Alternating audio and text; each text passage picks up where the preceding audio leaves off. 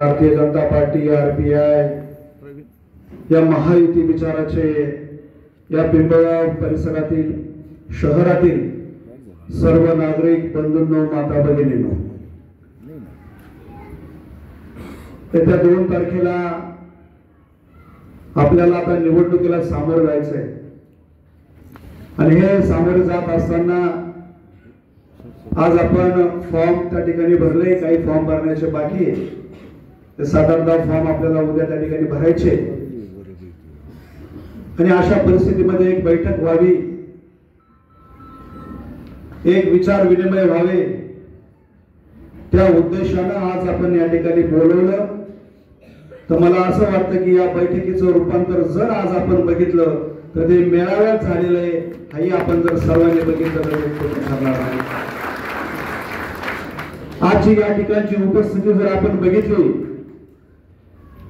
आपण प्रत्येक चेहऱ्यावरचा जर भाव बघितला तर प्रत्येकच्या चेहऱ्यावरचा भाव एकच आहे की ज्या दिवशी 3 तारखेला या नगर परिषदेचा निकाल लागेल त्या दिवशी या शहरामध्ये या शहराचा नगराध्यक्ष आणि जास्तीत जास्त नगरसेवक हे युतीचे निवडून आलेले असतील। हाच भाव खऱ्या अर्थाने या ठिकाणी प्रतिकारमध्ये आहे।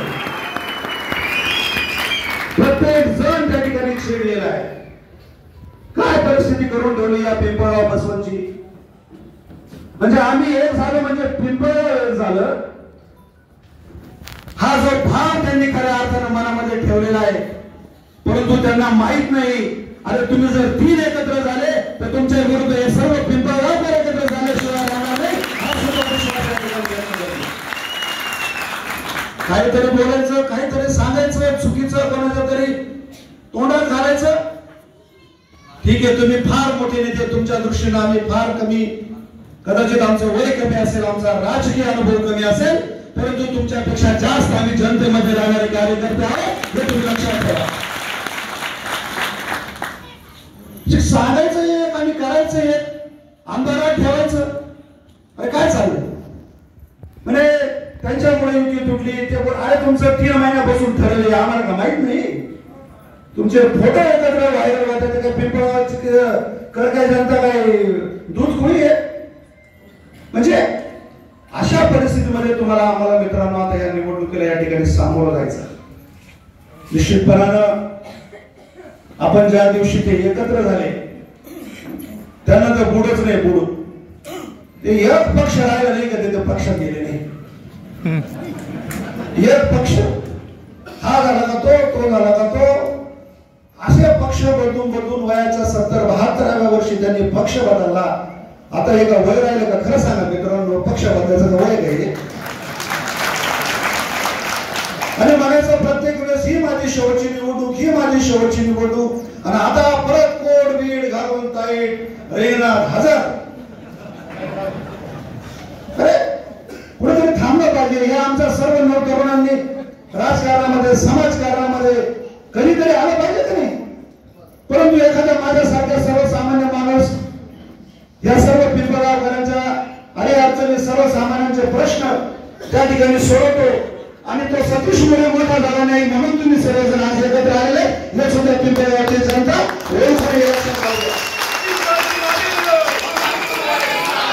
हे काय चाललंय? फक्त एक माणसाला अडवण्यासाठी एवढं षडयंत्र? अरे तुम्हाला जर खरोखर तुमचं काम आहे, तुमचा विकास आहे असं जर तुम्हाला वाटत असेल तर तुम्ही सेपरेट लढले असते, तुम्ही एकत्र आले नसते। नेहमी कावा करून या ठिकाणी तुम्ही जे षडयंत्र या ठिकाणी उभं केलं, खऱ्या अर्थानं दादा वरती तुम्ही महायुती का केली तेच कळत नाही आम्हाला, ते आमदार झाले नसते।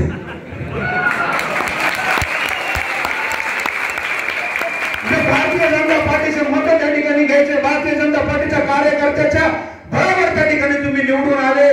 भारतीय जनता येथील भाऊंनी सुद्धा विधानसभेची त्या ठिकाणी तयारी केली होती, पण त्या माणसाने सुद्धा फडणवीस साहेबांचा शब्द असेल, राऊत दादांचा असेल, गिरीश भाऊंचा शब्द मानून या ठिकाणी महायुतीचं काम त्या माणसाने केलं, चांगली तयारी केली, नाही तर तेच आमदार आज असते या ठिकाणी असते।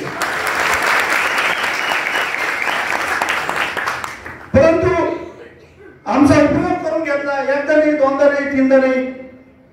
यतीन भाऊ मागे सुद्धा असंच त्यांनी रात्री अंधारात ठेवून राजू अण्णा त्या ठिकाणी आज अण्णांचं स्मरण मला या ठिकाणी होतंय. निवडणूक बिनविरोध केली. रात्रीच अण्णांना सरपंच होण्याची संधी त्यावेळेस होती, परंतु ती संधी केवळ यांनी त्या ठिकाणी हा आत्मघातकी निर्णय घेतला. आणि त्यावेळेस सुद्धा धोका दिला, जो आज आम्हाला धोका दिला त्यावेळेस राजू अण्णांना सुद्धा यांनी त्या ठिकाणी धोका दिलेला आहे. अण्णांना सरपंच होण्याची संधी होती, ती संधी सुद्धा यांनी हिरावून घेतली. निवडणूक रात्रीतून बिनविरोध करून टाकली. अण्णांना उपसरपंच करायचं ते सुद्धा अण्णांना उपसरपंच त्या ठिकाणी केलं नाही. म्हणजे किती वेळा गद्दारी करणार तुम्ही आमच्याशी, आणि आम्ही काय दरवेळेस ते ऐकून घेणार? आता आम्ही सहन करणार नाही. आम्ही आता पेटून उठलेलो आहोत. येत्या 2 तारखेला आणि 3 तारखेला रिझल्ट लागेल, त्यावेळेस महायुतीचा झेंडा या नगर परिषदेवर हा विश्वास या निमित्ताने मी व्यक्त करतो. म्हणजे कुठेतरी विकासासाठी आज आम्ही एकत्र आलो. त्या दिवशीची पत्रकार परिषद मी बघितली. ते सांगताय की आम्ही युतीसाठी एकत्र, आपल्या विकासासाठी एकत्र आलो, विकासासाठी एकत्र आलो. अरे 35-40 वर्ष तुम्ही या नगर पिंपळगाव ग्रामपालिकेवर आहात. 10 वर्षापासून तुम्ही आमदार आहात. म्हणजे या पिंपळगावचा विकास झाला नाही तुम्हाला म्हणायचंय का?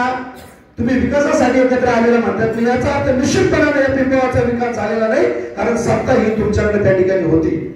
आणि माझं तर ठाम मत आहे, आरोप आहे तुमच्यावर की तुम्ही विकासासाठी नाही, गावाच्या विकासासाठी नाही, फक्त आणि फक्त स्वतःच्या विकासासाठी या ठिकाणी एकत्र तुम्ही आले आहेत.